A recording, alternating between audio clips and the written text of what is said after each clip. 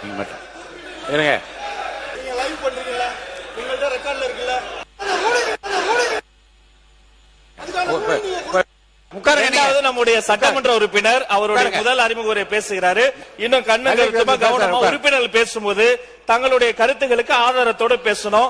ஆதாரம் கேட்கலாம். ஐந்து முறை அவர் அறிமுக உரையை குறுக்கீடு செஞ்சு 5 முறை பேசிட்டாங்க. அவர் பேசிய கருத்துக்களுக்கு இப்ப நான் பேசுனத இப்பெல்லாம் நாகரிகமா பேசாதீங்க. உட்காருங்க உட்காருங்க உட்காருங்க.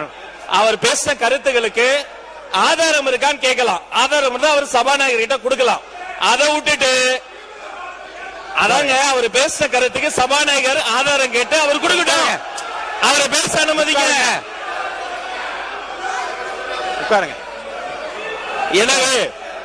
எனவே மாண்புமிகு சபாநாயகர் மூலமா நான் தெரிவித்துக் கொள்வது என்னன்னா, தயவு செய்து அரசியல் கட்சியில் இருக்கக்கூடிய அனைத்து கட்சி உறுப்பினர்கள் சபை மாண்பை முதல்ல காப்பாற்றணும். ஒரு மூத்த உறுப்பினர் ஏன்சாலே எல்லாரும் உட்கார்ந்துடும்.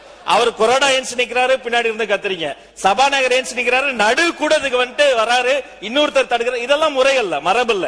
முதல் முறை உறுப்பினர் பேசினார், அவர் கருத்துக்கு அவர் பொறுப்பேற்றுக்குவாரு. அதுக்கு ஆதாரம் இல்லைன்னா அவை குறிப்பில் நீக்கலாம். அதுக்கு என்னவோ பேசலாம். 5 முறை குறுக்கீடு செஞ்சுட்டு அவர் ஆதாரம் வச்சிருக்காரா இல்லையா, அது உண்மையா இல்லையாங்கிறத அவர் பேச அனுமதிங்க. அப்புறம் பொறுமையா கருத்தால் எதிர்கொள்ளுங்க. இருங்க. உட்காருங்க உட்காருங்க உட்காருங்க.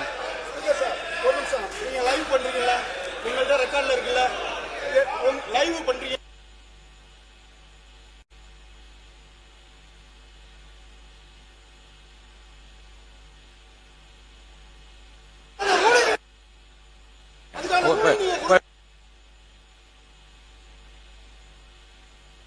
உட்காருங்க.